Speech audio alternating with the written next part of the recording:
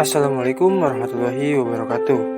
Kami di sini dari kelompok 16 yang beranggotakan Epi Nurmalasari dan Rizky Permana akan menjelaskan kasus mengenai audit SDM, studi kasus di PTA Jakarta. Mata kuliah Human Research Management, Audit dan dengan dosen pengampu Ibu Insinyur Karyaningsih MM. Oke, langsung saja ke pembahasan yang pertama, yaitu mengenai profil perusahaan.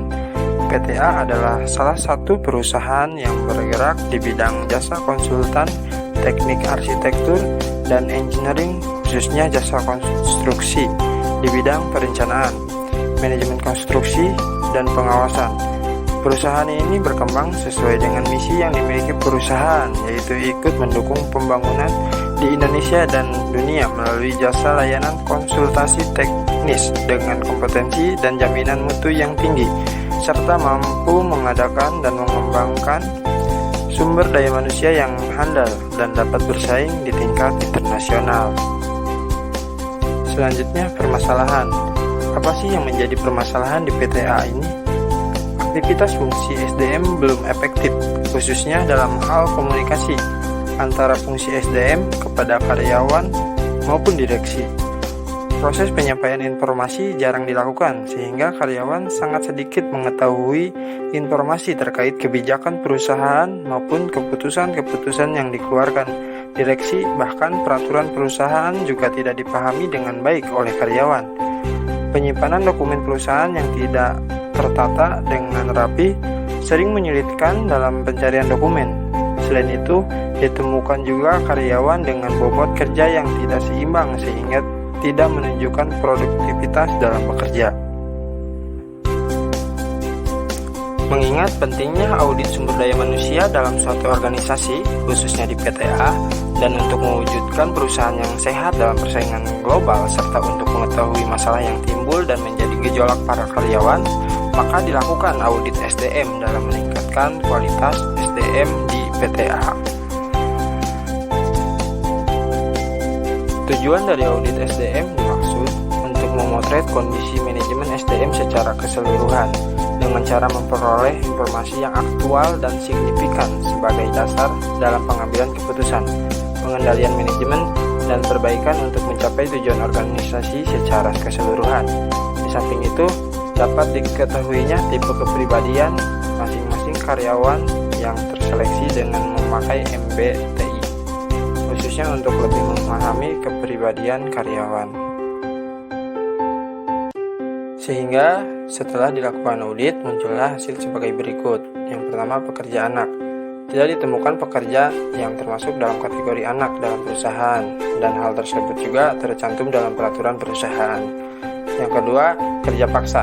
Perusahaan tidak mempraktikkan kerja paksa, bahkan terkesan memberikan kelonggaran kepada pegawai dalam bekerja, di mana masih ditemukan pegawai datang tidak sesuai dengan jam yang sudah ditentukan perusahaan, masuk pukul 9.00 sampai 17.00 waktu Indonesia Barat.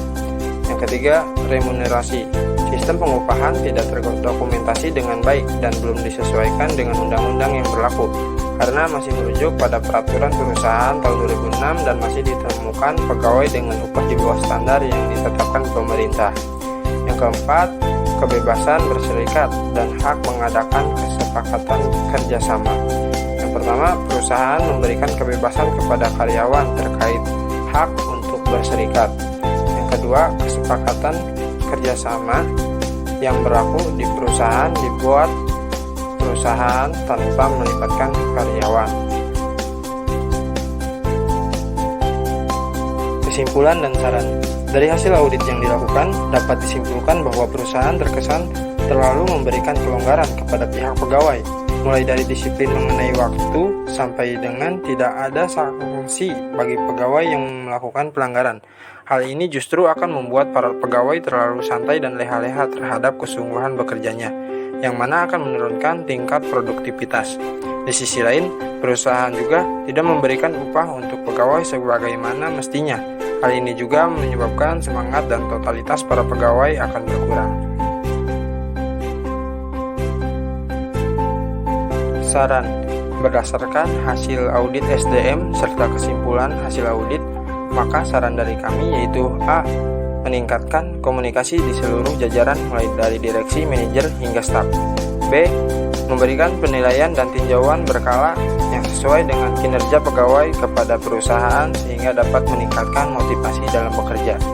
C. Merevisi peraturan perusahaan sesuai dengan Undang-Undang Nomor 13 Tahun 2003 tentang Ketenagakerjaan dan peraturan pemerintah yang terkait. D. Membuat program kerja yang lebih baik dengan target yang disesuaikan dengan kemampuan perusahaan, termasuk training atau pelatihan yang diberikan kepada pegawai. E. Lebih tegas dalam mendisiplinkan karyawan sesuai dengan peraturan perusahaan yang telah dibuat. F. Membuat job description yang lebih rinci. G. Dengan memperhatikan hasil tes MBTI, maka lebih melihat kemampuan karyawan dalam penunjukan tugas.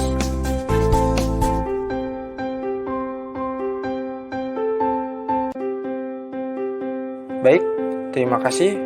Sekian penjelasan dari kami, kurang lebihnya mohon maaf karena kesempurnaan hanya milik Allah Subhanahu wa Ta'ala. Dan sebelum ditutup, dari kami ada sedikit quotes untuk kali ini, yaitu masalah bukanlah tanda berhenti, itu adalah pedoman, menurut Robert Scholar. Oke, terima kasih. Wassalamualaikum warahmatullahi wabarakatuh.